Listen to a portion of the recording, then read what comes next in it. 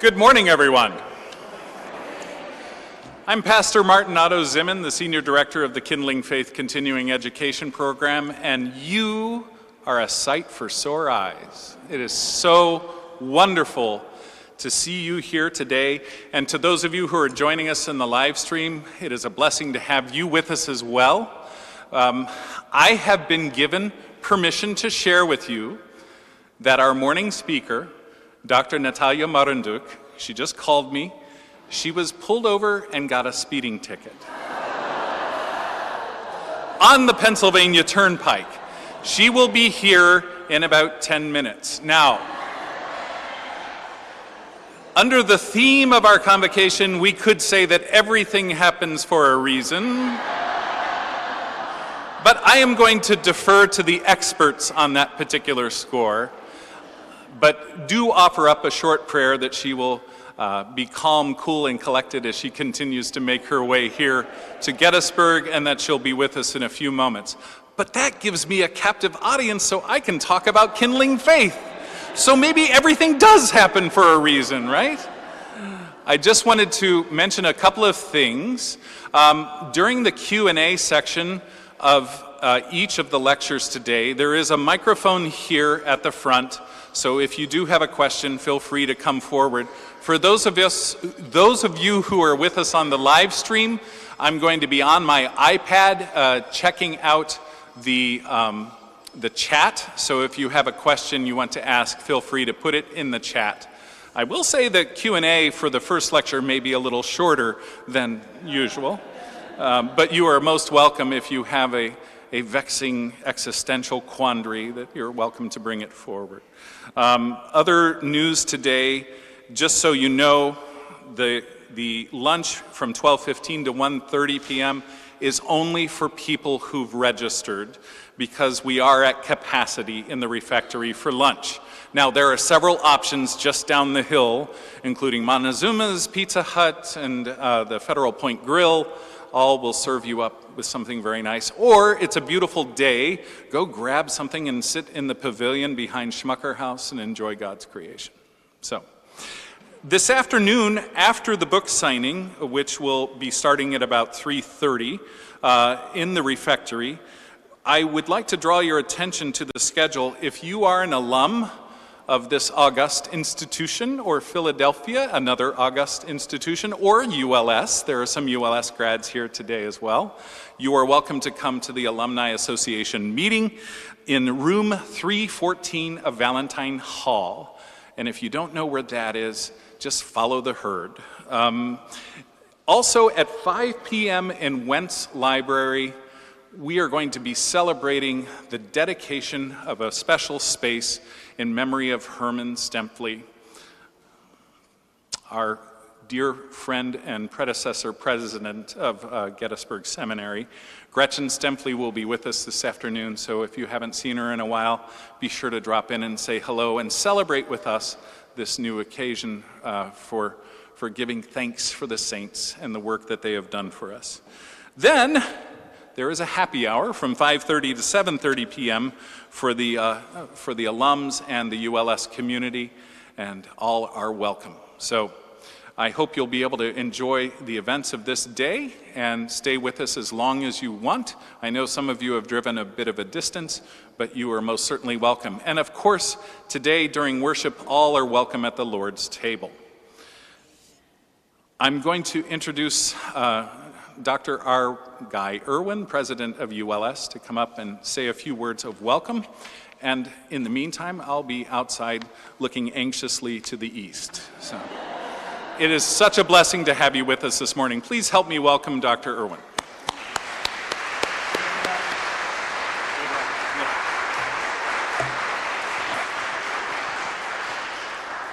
To whom has this not happened, that we were supposed to be in a place at a particular time and something unavoidable got in the way? I'm grateful for your being here. It's a joy to be able to welcome you to the Gettysburg campus of United Lutheran Seminary. I, as you have heard, am Guy Irwin, the president of the seminary. I still think of myself as new, even though it has now been almost 4 years since I arrived, because the first couple of years were kind of strange. with so few people on campus and so much of what we did, in fact, the first year, all of what we did online, it was like inhabiting a physically empty space. I came to this campus and was one of the only people on it at the time. I was given a big, thick ring of keys and told I should just make myself at home. And so I did. I took that ring of keys and I went in every building on the campus, every attic, every cellar, every closet that I could unlock, and I looked at everything just to get a sense of the scope of what we had here. And I had done the same thing in Philadelphia as well.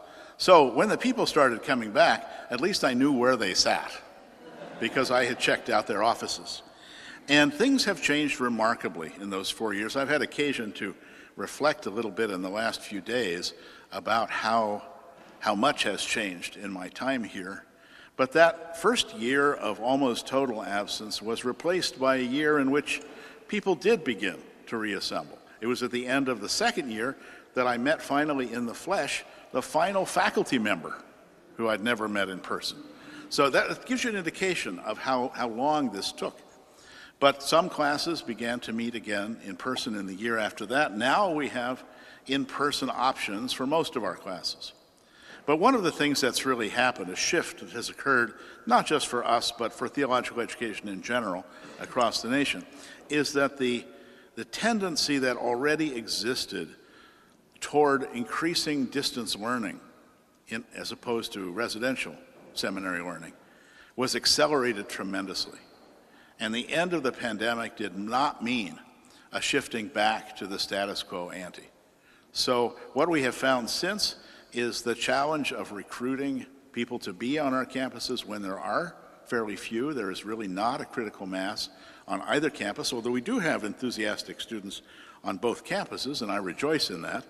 I think over the course of the next couple of years we'll increase that somewhat, but neither of our campuses will ever be the bustling residential campus that they were in the past. That would have happened anyway, but the pandemic pushed it way forward. So we're wrestling with what all that means, because we know that in this campus and in the other one we have a precious resource that we do not want to sacrifice. We might not need every corner and every attic and every basement anymore, but we have an essential function here that we want to keep alive, and also in Philadelphia. But the reality that over 75% of our teaching happens online means that it's the third campus, the invisible campus, that in a way is where we put most of our effort. And that's a challenge for those of us who grew up with residential education, who use the models of our happy time at college as an idea for how our graduate school ought to be. All of these things have worked to make this challenging, but we're getting there 1 year at a time. Everything else is good. Enrollment is strong. We have as many students as we could actually serve, but they're just not physically here. In the finances of the institution are, how do I say this? Things are good. We have what we need. In some areas we have a little more, but like all institutions that are relatively small, we can always use more. I would say that we are stable, but we will have to face some challenges in the future as we continue to think about investing in what's most important for us. The key thing that we've been brought back to in all of this is it has reminded us that our service, the institution that we are created to serve, is the church. And the church is experiencing the same kinds of changes as we are. So we're learning. We're listening to the church, trying to hear what the church needs, how we can prepare leaders for the future, a future that is different from the past, and trying to be open to new things. Our faculty has adapted to this really well, and I want to say that I have really enjoyed working with our faculty. I would say they were one of the most, I think in some ways, wounded groups within our community about all that happened in the difficult days of transition. But now they are, by my lights, extraordinarily happy and working together in an enthusiastic way to meet the challenges of the future. We're revising the curriculum. with an eye toward focusing on the practical experience of ministry, because we're here for that. We're here to create, provide, shape leaders for the church, to form people who are able to make things happen in communities of faith. And for those who are not heading into congregational ministry, to work within institutions and help them do what they're called to do.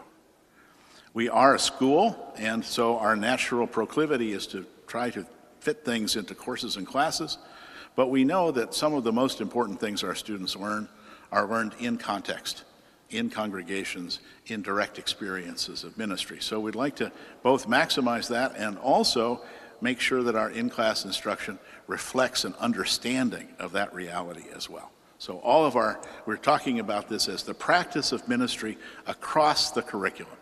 Whether you're teaching Hebrew or church history or anything else, you're thinking about what this means for people who are in parishes and how this can help. And one of the manifestations of that is Kindling Faith, this wonderful continuing education, lifelong learning emphasis that we have doubled down on in the last couple of years. This gathering today is a sign of that and a sign of the success of it, because this is the largest single in-person Kindling Faith event we have had up to this point. And I don't want to overlook those many people who are joining us on the live stream, and because this will be archived, those who will be watching this later. You too are parts of the ULS lifelong learning community. Anyone who's not aware of the great richness of offerings that we have can find out simply by registering for the mailing list through uls.edu/kindlingfaith. We have much going on, and we're proud of it. We're grateful that our learning community is not just our degree-seeking students, but the whole wider community. We welcome you back to ULS. We welcome you here if you're here for the first time, and we hope that we will see you again. I don't know if the next person is ready yet, so I'll turn it back to Martin to find out an update. Thank you.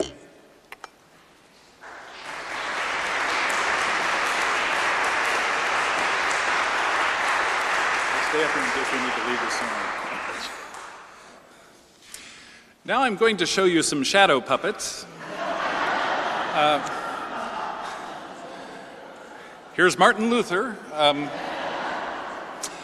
This is a fitting time to introduce our speaker as she is en route. We have a person standing outside to park her car when she arrives, so she'll be able to walk right up front and get started. I do apologize, we may not have time for the Q&A at the end of her talk, but you are certainly welcome to speak with her one-on-one over the lunch hour. Dr. Natalia Marandiuc, who is a very gifted driver, is a... Sorry, please strike that from the live stream. Dr. Natalia Marandiuc is a constructive systematic theologian whose work intersects historical theology with feminist, gender, race, and queer theory, post-colonial migration studies, liberation hermeneutics, and psychology. In short, the world in which we live. She co-chairs the Christian Systematic Theology Unit within the American Academy of Religion and serves on the steering committee of AAR's Kierkegaard Religion and Culture Unit. She is a member of the advisory board of Logia, which supports the work of women scholars in the Theological Academy. Dr. Marandiuc is a lay leader in the Episcopal Church and often serves as liturgical assistant in her parish while maintaining roots in the Anabaptist Church in her native Romania. And she'll be here shortly. We are grateful for her presence and her passion with the ULS community. And this also gives me the opportunity to give a special thank you. Our time together today is made possible in large part by a generous gift from the Lower Susquehanna Synod of the ELCA under the leadership of Bishop Jim Dunlop. And he is in the room here, so let's embarrass him. Where are you? Yeah?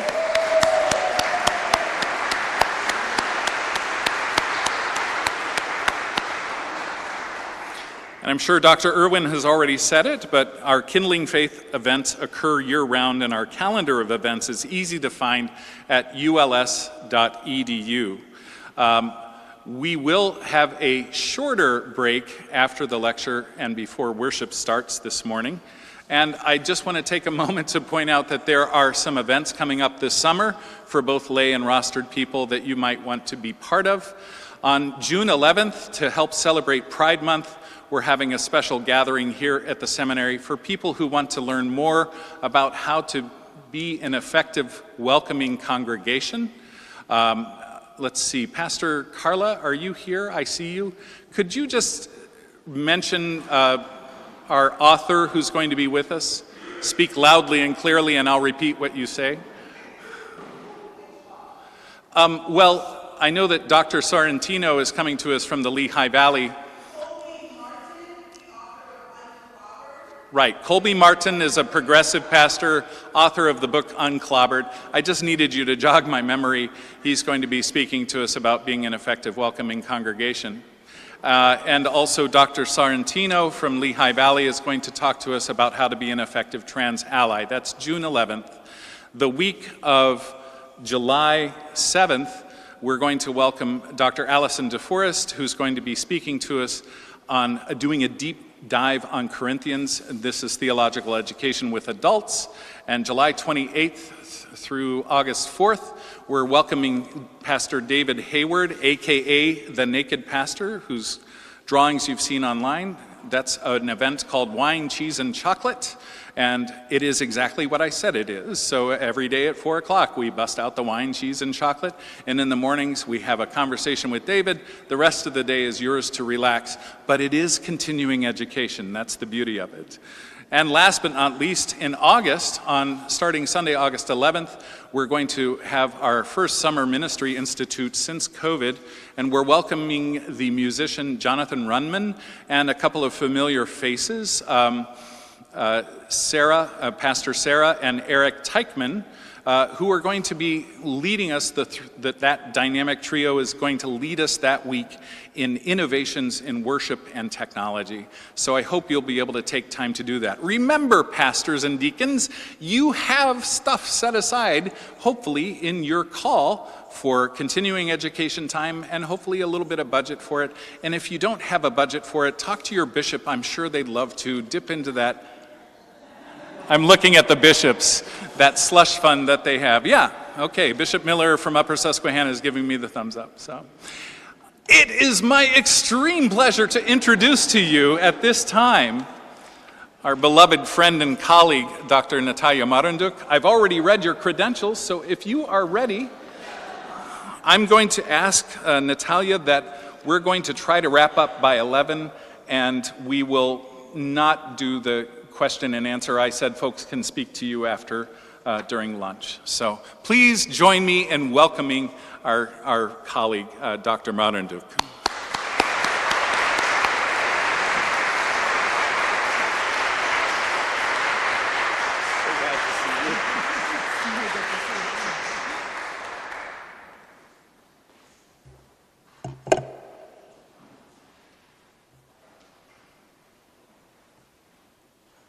Good morning, everyone. I am delighted to be here and to be with you all. And I'm delighted to share with you some of my thoughts on how we love one another, how we are called to love one another, given our human need to make sense, make meaning, have meaning, and given the human reality also of the fragility of life. Now, it's easy, of course, to observe and to know that the entirety of our lives and the world in which we live are fragile. It's enough to look around and see that the ecological habitat that form our planetary home is threatened by all sorts of things, and we are ultimately the authors, we humans are the authors of a chain of causations that have led to the disintegration that we are seeing. It's easy, of course, to notice all sorts of ways in which our corporate life and our individual lives are easily threatened. We are fragile. There are wars in the world. We might fear a third world conflagration. Our own lives, our own bodies can disintegrate, can get hurt, and we all ultimately die. And those who are dear to us might die. Furthermore, most of us are not disabled only a short portion of our entire lives. We need help, we need care when we are infants, when we are elderly, and a lot of times, not if, when we are ill.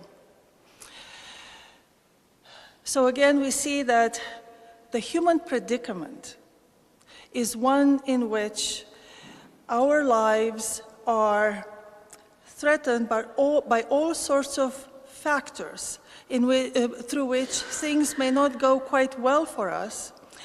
And our bodies, our entire existence, while created to be good, has also been created to be vulnerable. Now, we are vulnerable to bigger and smaller things. You can be vulnerable to get a speeding ticket, like me. You can be vulnerable to the mercy of a traffic officer who just gave me a ticket. Could have been a whole lot worse. You don't want to know the speed at which I was coming in order to be early. So, but there can be bigger things, of course, that can threaten us. And when things threaten us, when things happen in our lives that bring worry, that bring pain, that bring trauma, we are tempted to ask, what's the meaning of this? How can I make sense of it? Where are you, God?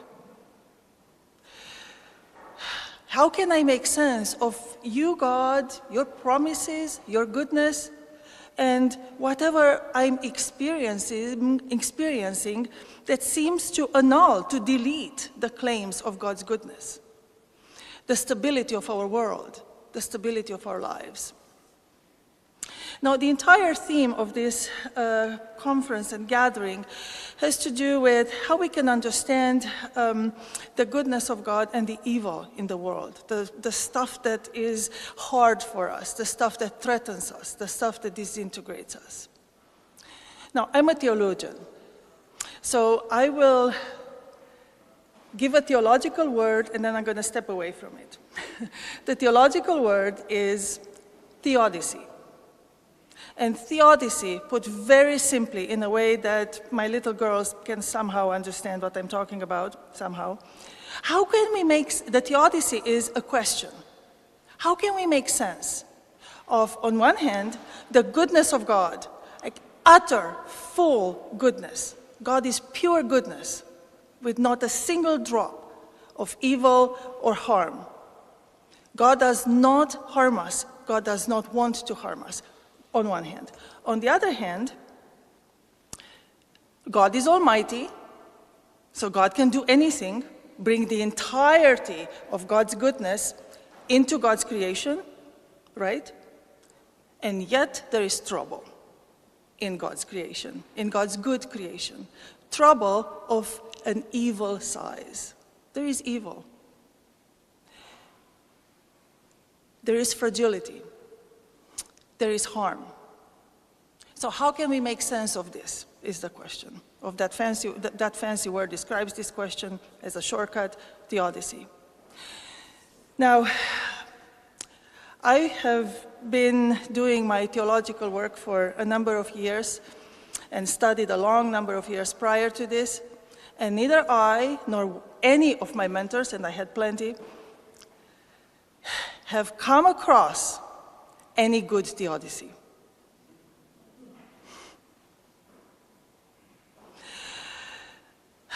The famed philosopher who arguably started in some important ways Western late modernity, Immanuel Kant, spoke about the origin of what is evil and disintegrates our world as inscrutable.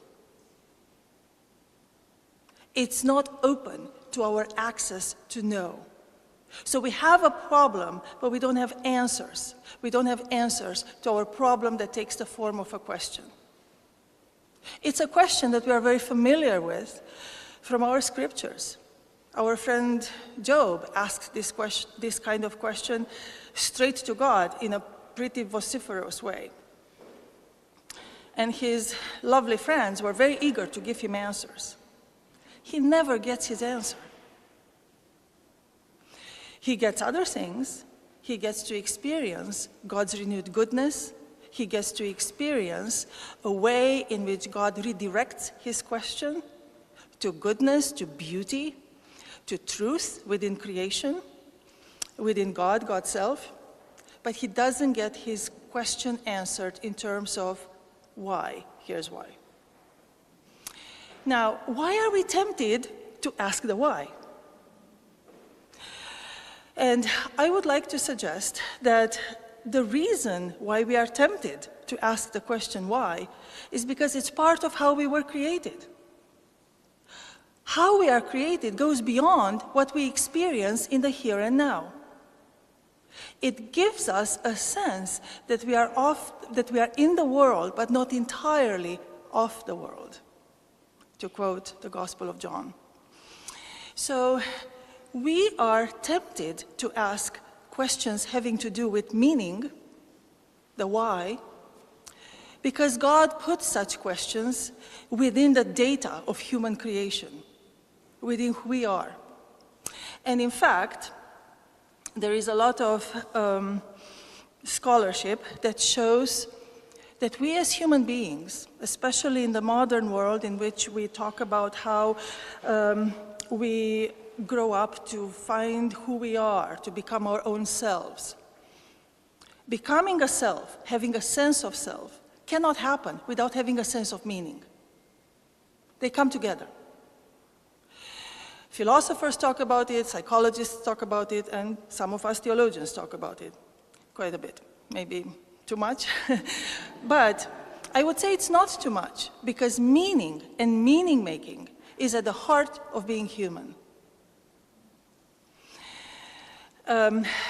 Marilyn McCord Adams, who I had the pleasure and privilege to work with, she died several years ago, was a fascinating medieval theologian, also specializing in philosophy and theology more broadly.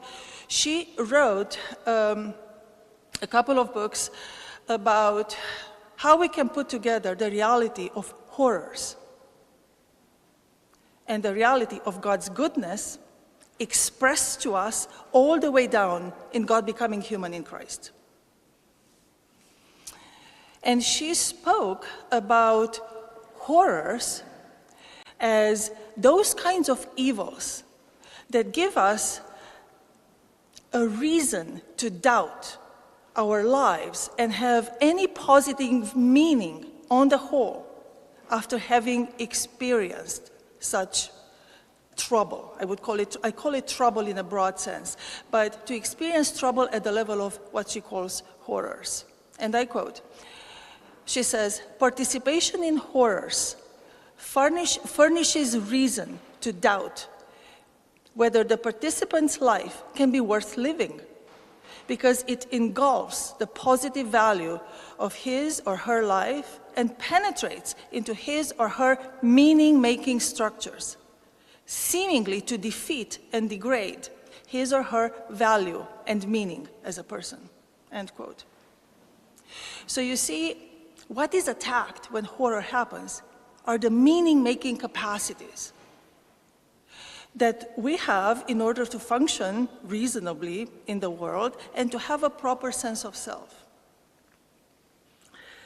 Now, I will speak for a couple of minutes as a building block to what I want to say later about how we make meaning. And it's particularly important to think of meaning-making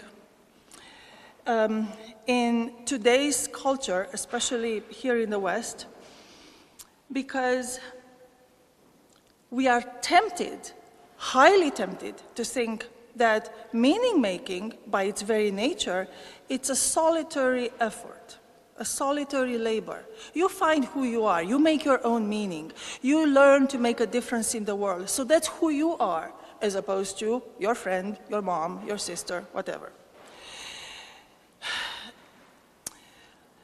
Some theologians and philosophers, particularly one philosopher I used in my work, Charles Taylor, speaks about how this extreme desire to make meaning as it works in our world is part of what he calls a culture of authenticity. A culture of authenticity. Now, to be authentically you is something that most high schoolers aspire to. It's something that we hear in one way or another in our daily conversations. So, to be authentically yourself is important, matters. It makes you relax. It makes you be comfortable with living in your own body. Be authentically you. It's a good thing. But it's tempting to think that being authentically you is then you, not the community. You in contradistinction from a larger group to which you might belong in some way, but still you are not a cookie-cutter member of that group. You are you. Well, it turns out that we cannot and could not possibly become authentic selves, authentic anything, outside deep links to the communities to which in one way or another belong, even when we see ourselves in discontinuity with those communities. So take, for example, a teenager who's coming out, and they grew up coming out as a gay person, as a queer person, and they grow up in a family setting and in a church setting and in a larger cultural setting where that is condemned and ridiculed and discredited. So such a person might get the courage and the strength somehow to exit that kind of setting and go somewhere else and find a chosen family or a chosen community somewhere else. And on a side note, that's a lucky situation. But even so, the meaning-making is, in that person's life comes in a dialogue with the formative setting, with the community where that person learned to be herself, himself, themselves, even if this is a dialogue of opposition. Still dialogue it is. We all come from somewhere. Now, I call this coming from somewhere in terms of meaning-making. I borrowed this term from the same Charles Taylor, a framework of reference and a framework of meaning. A framework of reference as a framework of meaning, or a horizon of meaning. It's a horizon like something that surrounds us, like the atmosphere within which we live and move and have our being. It's not necessarily static, and it's not something that overlaps entirely with others, with other people's horizons of meaning, but it is formed in dialogical belonging to a community. In some cases smaller, like the immediate family, whether biological or otherwise. In other cases larger, a whole tribe, a whole village, a whole larger community, a whole church, and so forth. Now, becoming a human person whose sense of self works to the degree that we can function in the world in such a way that we can make decisions for our own lives, have a degree of self-determination in terms of choosing a path for ourselves. Do I go to seminary? Do I go to medical school? Do I become an electrician? And it's not just vocational, all sorts of other things we decide. Do I decide to marry this person? Do I decide to not marry this person? Do I decide to not marry at all? Do I decide to have a particular sense of fashion or another? Big and small matters. Now, in order to make these sorts of decisions, in order to have a sense that we have a degree of control, we don't have full control because we live in a complicated world, but a degree of control in our lives, we need to be able to have a horizon of meaning within which we make those kinds of decisions. Now, one would say easily, but how can you talk about being authentically yourself, authenticity on one hand, and yet having a kind of horizon of meaning that is formed so much in connection with, in dialogue with a whole community or some other larger entity to which you belong, even if you belong, again, in kind of an oppositional kind of dialogue? Well, one way to put it is that thinking of a framework of meaning, a horizon of meaning-making, is somewhat like thinking of having a material, like a tailor. Say you're a tailor, and you have the fabric, the material, out of which you cut the pattern to make your own clothes, or to make the clothes you're making. We are not also fabricating the fabric.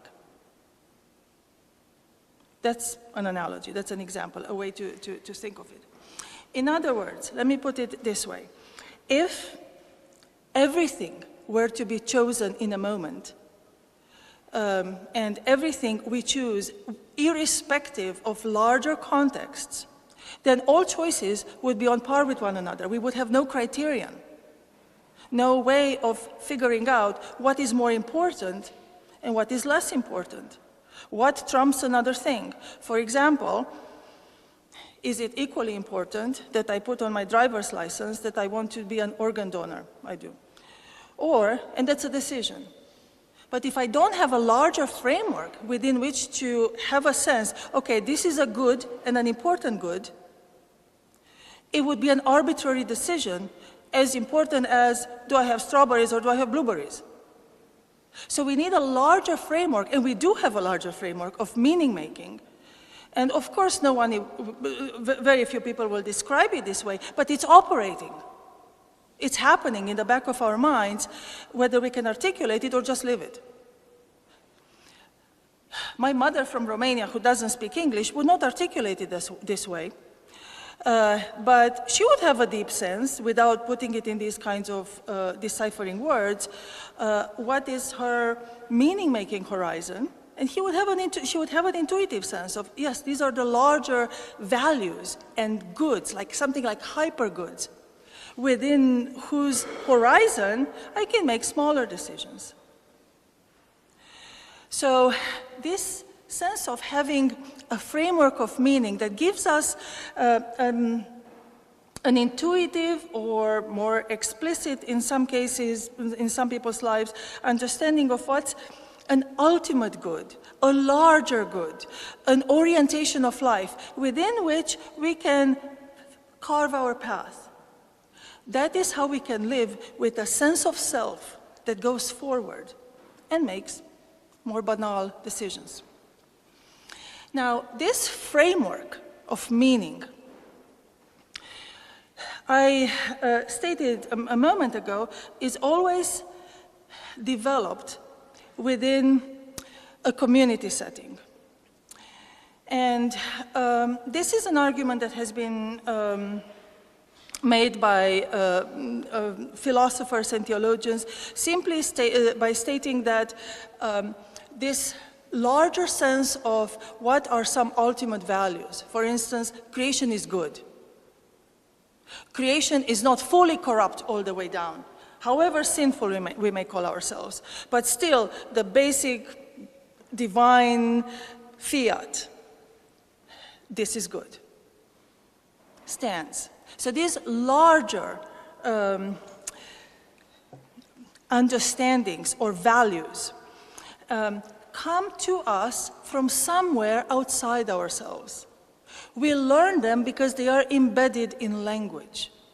They are embedded in the way in which communities function.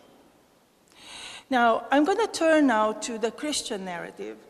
And I would like to propose to imagine with me that meaning-making for Christians is like being part of the community of people in whose lives the Holy Spirit is present.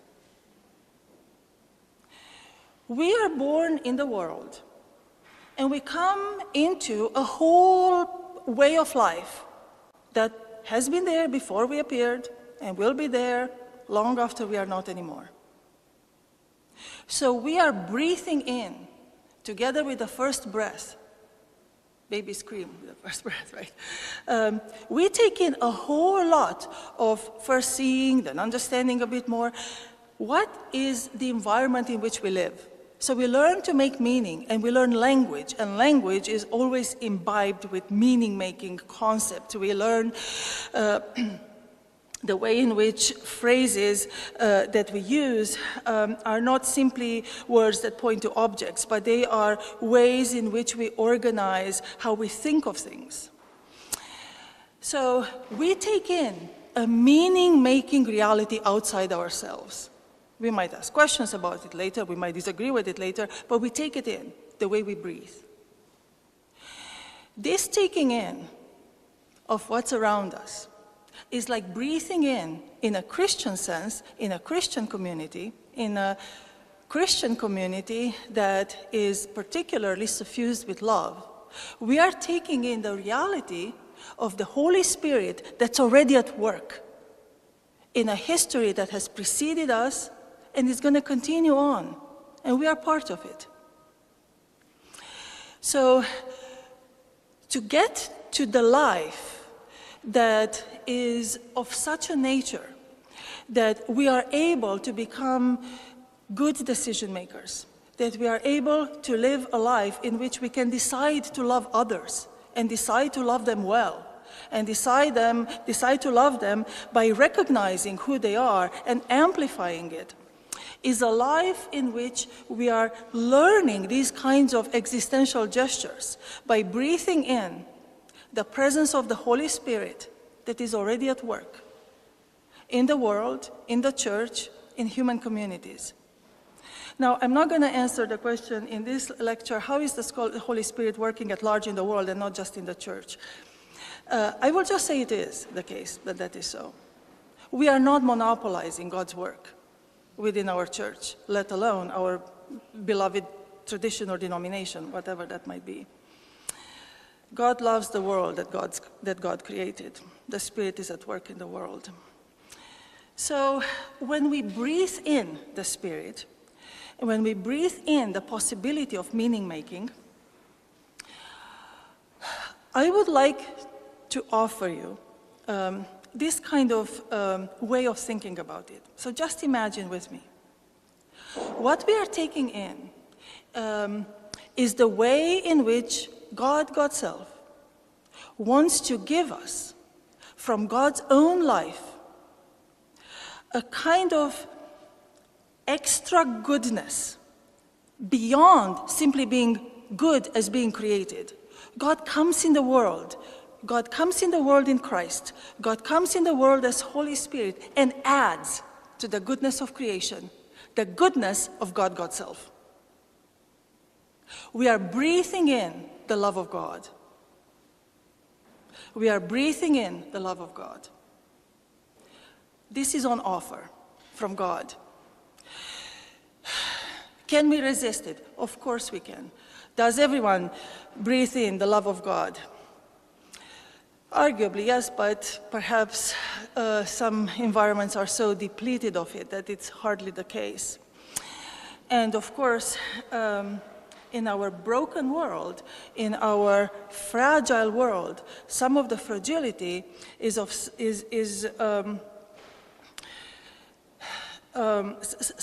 of the ways in which we are fragile is the basis of an extreme rupture in which being able to perceive the love of God is severely impeded.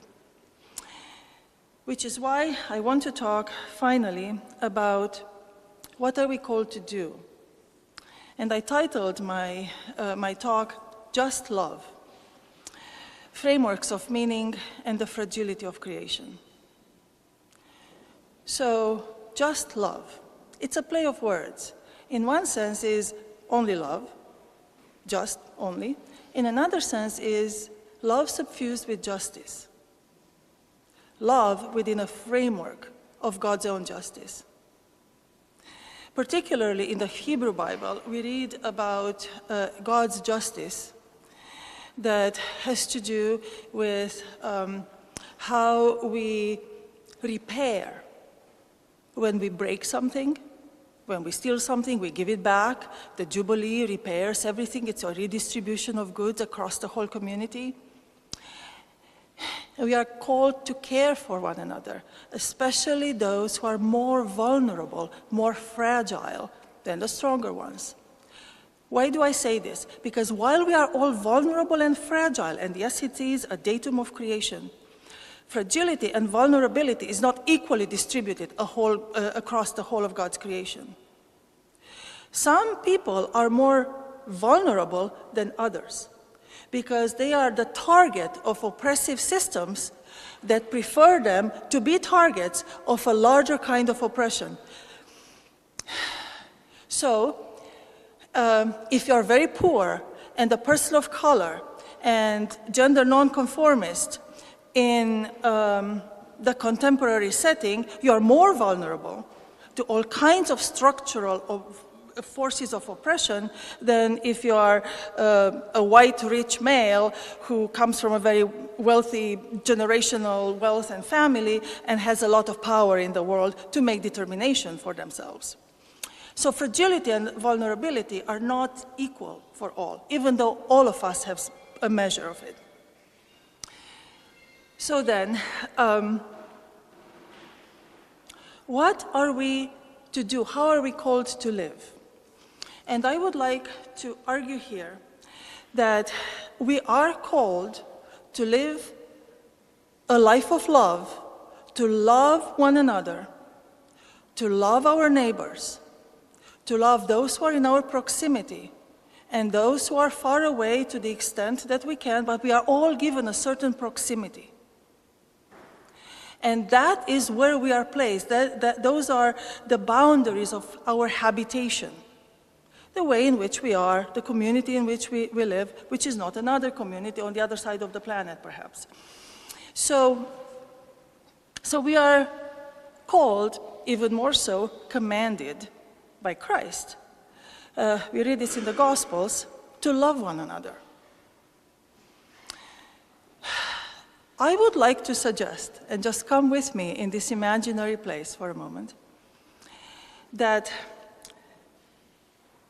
Christ's injunction, call for us to love one another, is because we need it. To kind of flip the command upside down. We are commanded to love one another because we were created needy of love. We were created with a vulnerability and a fragility that strengthens, that calls for a strengthening of our lives in the context of love relations with our neighbors.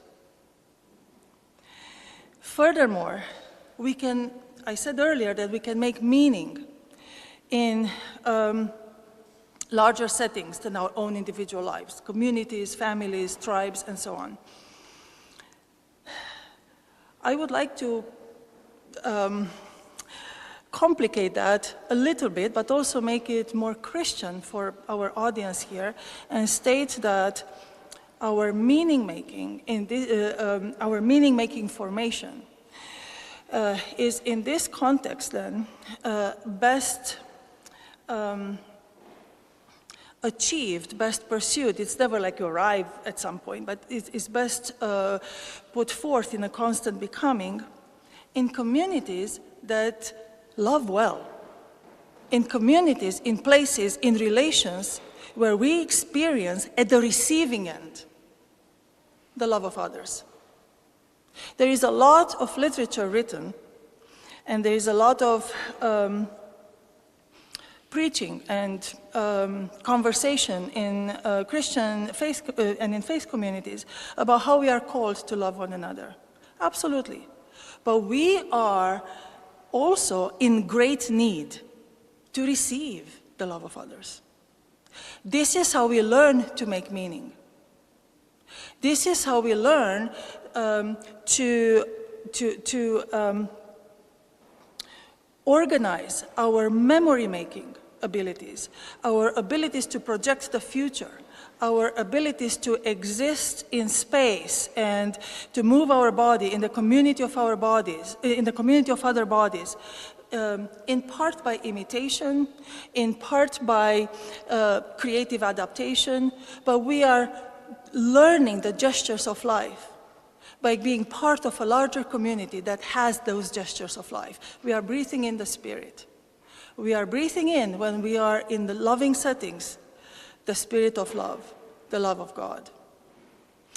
So, in that kind of a context, we are called to offer that kind of context. We are called to be creatures of love because we need to be shaped. We have this fundamental need to be shaped as human selves, as the ability to make meaning in the first place by receiving the loving gestures of others.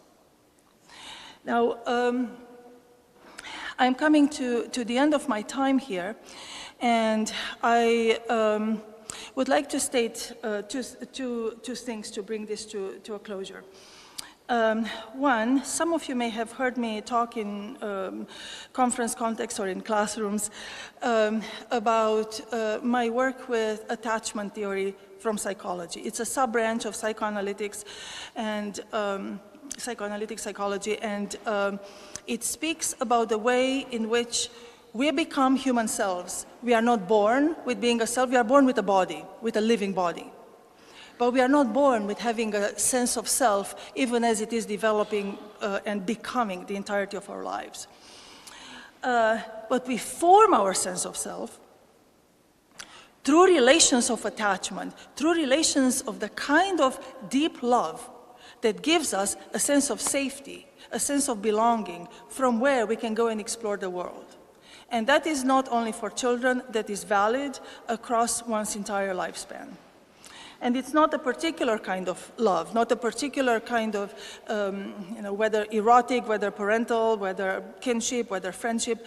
It's that presence of a safety person that enables us to inhibit the stressors that disable us and go on with living. So turn this into the language of Christ in the Gospels. Love one another because you need it. You need it in order to become the kinds of persons who can give an account of your faith, to quote from a later epistle. To be the sort of person who can make decisions in life. To be the sort of persons who can have a self, a sense of self, a sense of operating in the world with at least a modicum of control, determination of where your life is going. And finally, how can we love? Where is it coming from? Is it just, okay, do it because you need it? Great, but fly an airplane because you need to go somewhere? Sure, I'll climb in the cockpit and start flying. Doesn't quite go that way, right? So how do we learn to love? Where is it coming from? And very, very briefly, I would like to turn to my friend Søren Kierkegaard, who was a Danish philosopher and theologian in the 18th century, who wrote about something like a pedagogy of love. So he left us the following image. It's like a metaphor. Imagine a lake somewhere in the woods. And at the bottom of that lake, there is a spring from deep in the ground that feeds the lake with water. And there is also a brook that turns into a river that comes out of the lake and goes forward through the woods, outside the woods. So there is a circulation of water from deep within the ground through the lake, which looks static, but still there is a brook that comes out and it goes into a river. Now this image is something like human lives. We are placed in a larger creaturely setting, the forest, and we are given from a deep spring underneath everything having to do with our lives, a seed of God's love that is planted in us by being created as people in the world, humans. Now, I won't go here into how that affects the rest of creation, but we as people are being created, have been created with this seed or a germ, in a positive sense, a germ, of love that grows and accumulates through relations with others into a whole lake that then issues forward toward our neighbors. This is very Lutheran. Luther speaks, receive God's love and send it forward to your neighbors. So this image, thanks to Kierkegaard, is an image that pictures something of this sort. And the idea here is that through love relations of care, throughout our lives, we strengthen our ability to love others and pass forward the love that we receive from God via others, remaining from God, but passing through us toward yet others.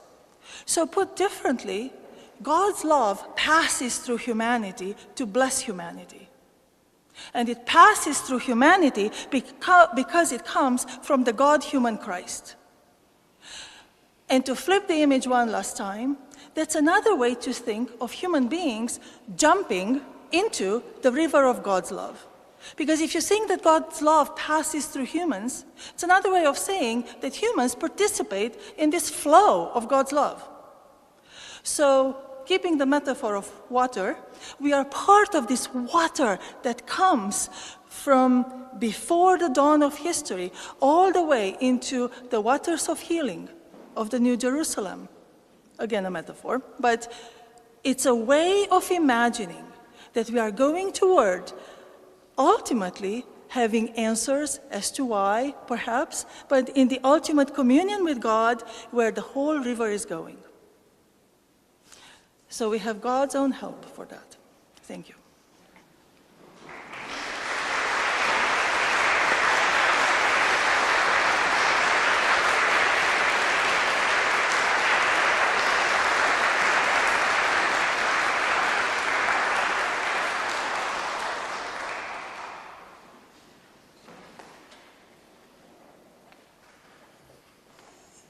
Thank you, Dr. Marandiuc. I'm deeply grateful for the food for thought, for the image of the river, and you brought to mind the hymn, Shall We Gather at the River?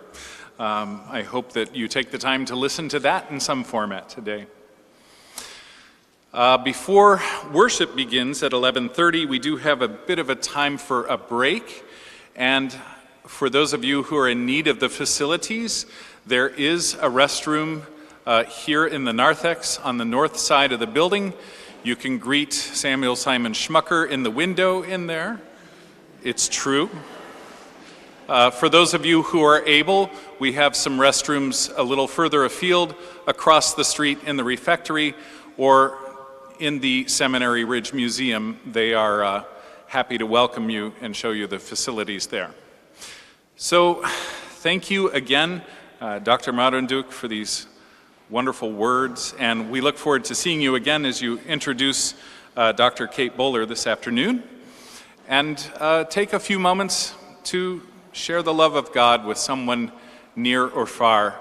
That's what that phone is for. Text them right now and let them know that you love them.